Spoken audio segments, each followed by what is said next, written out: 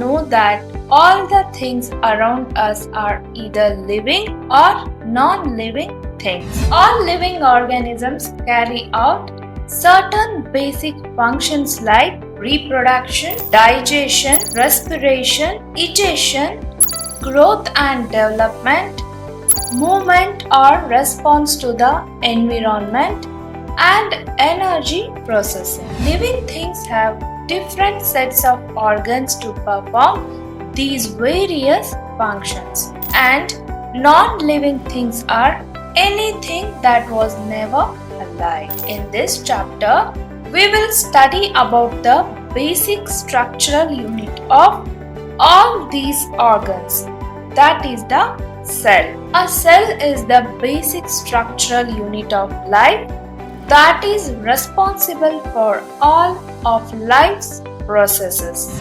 We will know about discovery of the cell.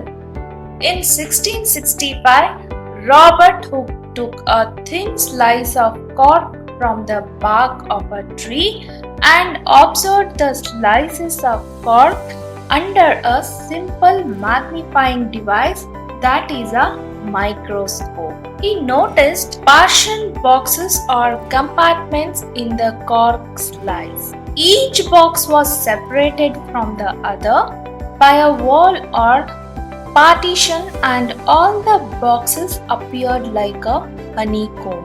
Hooke coined and termed each box as cell. Hence, the cell was first discovered and named by Robert Hooke. However, what Hooke actually saw was the dead cell walls of plant cells as it appeared under the microscope. Cells of living organisms could be observed only after the discovery of improved microscopes.